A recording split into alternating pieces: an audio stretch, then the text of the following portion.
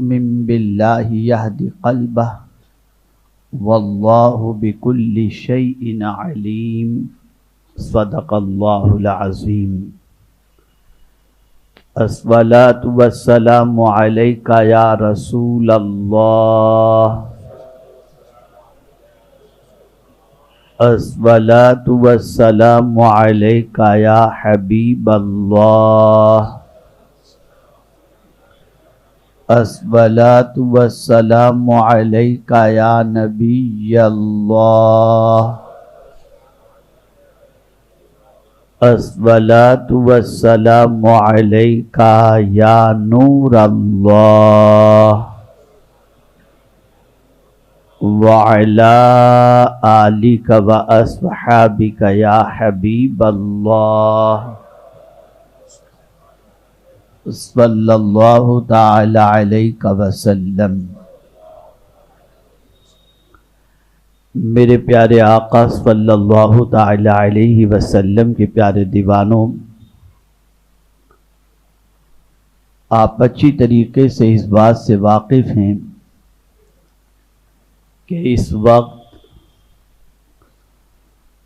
پوری دنیا میں ایک بڑی تعداد انسانوں کی اور اس میں بھی خاص طور پر مسلمانوں کی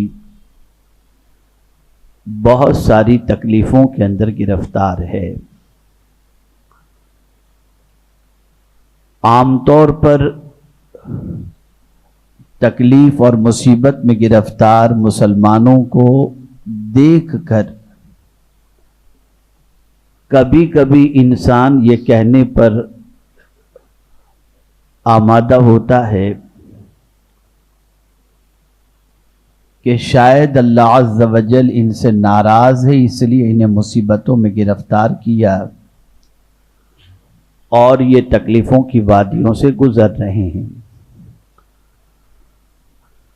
ہم میں کہ بہت سارے لوگوں کے سامنے ایسے افراد آتے ہیں جو کئی مصیبتوں میں گرفتار ہوتے ہیں.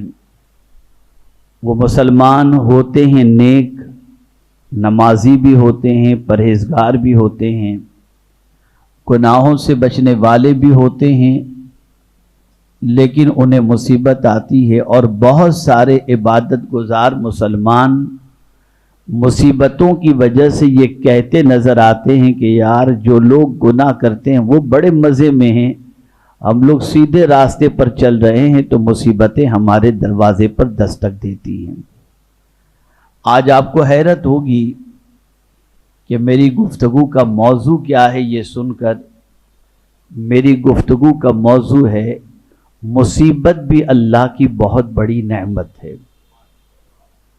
مصیبت بھی اللہ کی بہت بڑی نعمت ہے. اللہ ہر کسی پر مصیبت نہیں نازل کرتا. اگر آپ کے سامنے میں بخاری شریف کی ایک حدیث مبارکہ رکھوں تو آپ کی عقل دنگ رہ جائے گی. اور پھر رسول گرامی وقار صلی اللہ علیہ وسلم سے لے کر صحابہ کرام علیہم الرضوان تک اور صحابہ کرام علیہم الرضوان کے بعد سے لے کر آج تک اولیاء کرام اور دینداروں کی زندگی کو دیکھنے کے بعد آپ یہ محسوس کریں گے کہ کیا اللہ عز و جل ان سے ناراض ہے یا مصیبتیں اللہ نے اس لیے دی ہیں تاکہ اللہ عز و جل ان سے بھلائی کا ارادہ فرماتا ہے. میں کوئی اور کتاب کی حدیث نہیں، میں بخاری شریف کی حدیث آپ کی سماعتوں کے حوالے کرتا ہوں تاکہ آپ محسوس کر سکیں کہ اللہ کس پر مصیبتیں نازل کرتا ہے اور کس کو مصیبتوں میں گرفتار کرتا ہے. بخاری شریف کی حدیث رسول اعظم صلی اللہ علیہ وسلم نے ارشاد فرمایا من یرید اللہ بہ خیرا یصب منہ او کما قال. اللہ عز و جل جس بندے سے بھلائی کا ارادہ کرتا ہے اس کو مصیبتوں میں گرفتار کر دیتا ہے. جب پروردگار کسی بندے سے بھلائی کا ارادہ کرے تو اللہ اس بندے پر مصیبتیں نازل کرتا ہے، تکلیفیں نازل کرتا ہے. آپ ذرا سوچو، آخر مصیبتوں میں کون سی نعمتیں چھپی ہوئی ہیں اور مصیبتوں میں کون سی راحتیں چھپی ہوئی ہیں؟ اللہ اکبر۔ مسلم شریف کی حدیث ہے، آقا کریم صلی اللہ تعالی علیہ وسلم ارشاد فرماتے ہیں، جو لوگ دنیا کے اندر مصیبتوں میں گرفتار رہے، پریشانیوں میں گرفتار رہے، تکلیفوں میں گرفتار رہے، کبھی مرض کے اندر گرفتار رہے، کبھی مالی تنگی میں گرفتار رہے، کبھی موت کی وادیوں سے گزرتے رہے، کبھی ان کے بچوں کی تکلیف کی وجہ سے وہ گرفتار رہے، ان ساری تکلیفوں کے عوض کے اندر ایک وقت آتا ہے بندہ اس دنیا سے چلا جاتا ہے۔ آقا کریم صلی اللہ علیہ وسلم فرماتے ہیں قیامت کے دن اس مصیبت میں گرفتار بندے کو اللہ عز و جل ایک درخت کے نیچے جگہ عطا فرمائے گا، جس درخت کا نام ہے شجرۃ البلوہ، مصیبتوں کا درخت۔ اللہ اکبر۔ اس درخت کے نیچے وہ بندے وہاں موجود ہوں گے اور اللہ عز و جل ان پر اتنی انعام و اکرام کی بارشیں نازل کرے گا کہ جو لوگ دنیا کے اندر آرام سے زندگی گزارتے تھے وہ سوچیں گے اور وہ غور کریں گے کہ کاش کہ دنیا کے اندر ہمارے وجود کو کینچیوں سے کاٹا جاتا اور تکلیف کی وادیوں سے گزارا جاتا تو آج ہم بھی اس درخت کے سائے میں رہ کر کے اللہ کی نعمتوں کے مزے حاصل کرتے۔ مصیبتیں توڑنے کے لیے نہیں آتی، مصیبتیں خدا سے جوڑنے کے لیے آتی ہیں۔ میں آپ کو ایک بات سناؤں تو آپ کی عقل دنگ رہ جائے گی، دونوں کے درمیان مکالمہ ہوتا ہے۔ بیماری اور دنیا دونوں آپس میں بات کرتے ہیں۔ دنیا بیماری سے کہتی ہے اے بیماری، تجھ سے لوگ محبت نہیں کرتے، لیکن میرا حال یہ ہے کہ مجھے پانے کے لیے دنیا گھر چھوڑ دیتی ہے، لوگ آرام چھوڑ دیتے ہیں، اور میری اتنی کشش ہے کہ لوگ مجھے پانے کے لیے ہر قسم کی محنت و مشقت کرتے ہیں۔ تو بیماری کہتی ہے بالکل تو صحیح کہہ رہا ہے، اے دنیا تو صحیح کہہ رہی ہے، تیری محبت لوگوں کے دلوں میں ہے، تجھے پانے کے لیے ہر ایک محنت و مشقت کرتا ہے، لیکن میں تو ایسی کم نصیب ہوں کہ مجھ سے لوگ پناہ مانگتے ہیں کہ میں کسی کو میسر نہ ہو جاؤں۔ تو دنیا جواب میں کہتی ہے نہیں تو کم نصیب نہیں ہے، تو خوش نصیب ہے۔ کہ میں کیسے خوش نصیب ہوں، مجھے تو لوگ پانے کی تمنا ہی نہیں رکھتے۔ بھلا کون دنیا میں ایسا ہے جو بیماری سے محبت کرے؟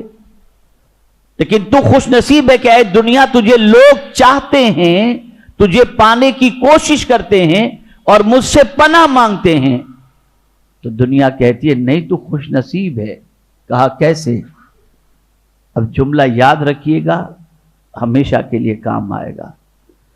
دنیا بیماری سے کہتی ہے اے بیماری تو خوش نصیب ہے، میں کم نصیب ہوں، میں ایسی چیز ہوں کہ جس کو مل جاؤں اسے خدا سے دور کر دیتی ہوں، اور تو ایسی خوش نصیب ہے کہ تو جسے لگ جائے اس کو خدا کا قرب نصیب ہو جاتا ہے۔ آپ دیکھیں یہ دنیا بیماری سے کہہ رہی ہے اور بیماری دنیا سے کہہ رہی ہے۔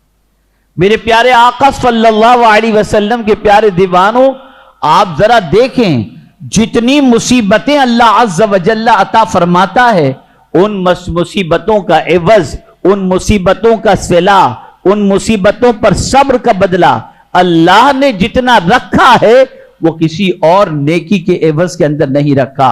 اور مصیبتوں پر اگر کوئی صبر کر لے تو اللہ عز و جل اس صبر کرنے والے کو وہ مقام عطا کرتا ہے جس مقام پر آدمی عبادت کر کے نہیں پہنچ سکتا۔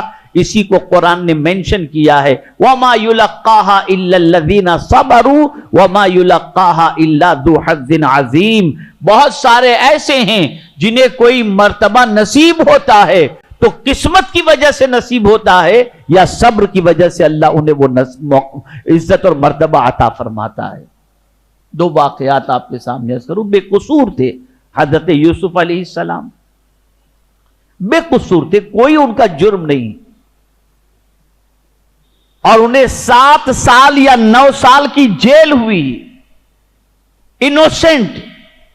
بالکل بے قصور قید و بند کی صعوبتیں برداشت کر رہے ہیں، لیکن ایک حرف شکوہ اپنی زبان پر نہیں کہ میں، جسے قرآن نے صدیق بھی کہا، یوسف ایھا الصدیق، ایسے سچے، لیکن بے گناہ تھے، بے گناہی کے باوجود انہیں کئی سالوں تک جیل میں رہنا پڑا، لیکن جیل میں رہتے ہوئے بھی صبر کا دامن اور اللہ کا شکوہ، صبر کا دامن تھاما، اللہ کی شکایت نہیں کی۔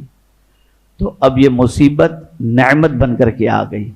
سیدھا جب قید سے رہائی ملی تو وہی یوسف جو 7 یا 9 سال تک قید میں تھے، قید سے چھٹتے ہی فوراً مصر کے تخت پر جا کر کے اللہ نے انہیں بٹھا دیا۔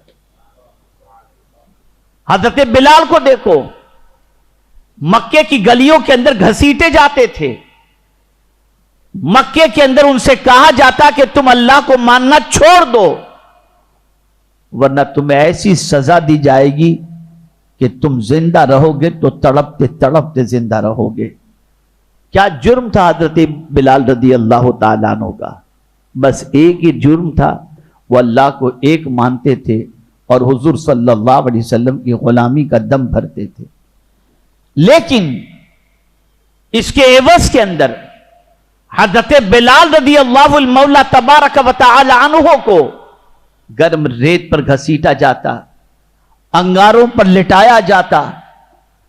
آج میں آپ سے پوچھنا چاہتا ہوں، دنیا کی تھوڑی سی مصیبت کے عوض کے اندر تھوڑی سی روزی میں تنگی آ گئی تو آدمی ڈرگ سپلائی کرنا شروع کر دیتا ہے، حرام کاروبار کی طرف چلا جاتا ہے، سودی کاروبار کی طرف چلا جاتا ہے اور کہتا ہے میرا گزارا کیسے ہوگا، اور آدمی حرام راستہ اختیار کر لیتا ہے۔ میں پوچھنا چاہتا ہوں، حضرت بلال رضی اللہ المولا تبارک و تعالی عنہ کو گرم ریت پر گھسیٹا جا رہا تھا اور ان سے کہا جا رہا تھا ایک اللہ کو ماننا چھوڑ دو، دامن محمد صلی اللہ علیہ وسلم چھوڑ دو ورنہ تم زندہ تو رہو گے لیکن تڑپ تڑپ کر کے تمہیں زندگی گزارنی پڑے گی۔ حضرت بلال نے مصیبت برداشت کی اور گرم ریت پر اور انگاروں پر بھی کہتے رہے احد احد احد، میرا اللہ ایک ہے، میرا اللہ ایک ہے، میرا اللہ ایک ہے۔